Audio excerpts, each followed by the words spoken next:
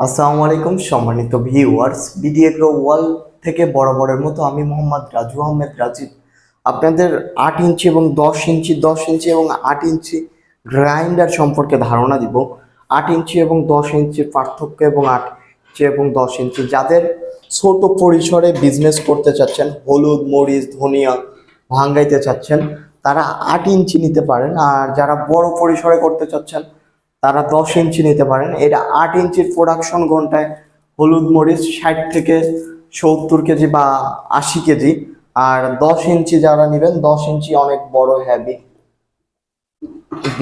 10 ইঞ্চির প্রোডাকশন হবে আপনার 150 থেকে 200 কেজি হলুদ মরিচ যদি 150 থেকে 200 কেজি আপনারা ঘন্টায় যদি বাসা বাড়ির লাইন দিয়ে ভাঙাইতে পারেন, আপনাদের ইনকাম কেমন হবে আপনারা নিজেরাই বলুন। আর এটা আমাদের মোটর ছাড়া এবং মোটর সহকারে বিক্রি হয়।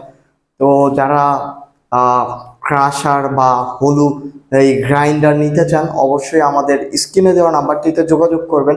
আর এই মেশিন কেন ব্যবহার করবেন, দেখেন এই পাথরের চাকতি, আপনার যে ইয়ার চাকতি আছে এটা দেখেন 100% লোহার চাকতি।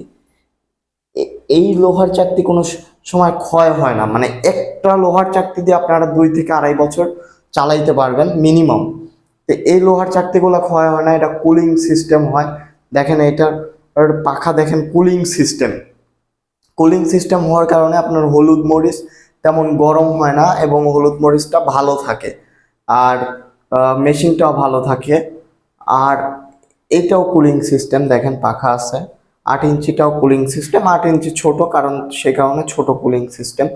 তো যাদের চাকতি আছে এবং চাকতিতে আপনারা দেখেন অনেক বেশি হলো পাউডার নষ্ট হয়, আর এইগুলাতে কোনো পাউডার নষ্ট হওয়ার কোনো চান্স নেই বা কোনো প্রকার হলো নষ্ট হবে না। যা আপনারা প্রোডাকশনে দিবেন 1 কেজি দিলে 1 কেজি বের হবে। তার কারণে এটা হলো ছোট্ট একটি পরিসরে। আর এটা ছোট হলেও প্রোডাকশন কম না, কিন্তু প্রোডাকশনের দিক দিয়ে এটা অনেক বড় এবং অনেক হেভি।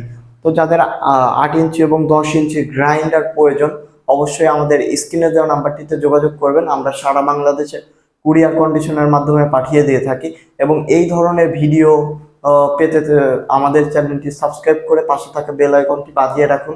এবং আমাদের ভিডিওগুলো বেশি বেশি শেয়ার করে যারা বেকার আছে, যাদের খামার আছে, যারা কৃষি নিয়ে কাজ করে, তাদের কাছে শেয়ার করবেন।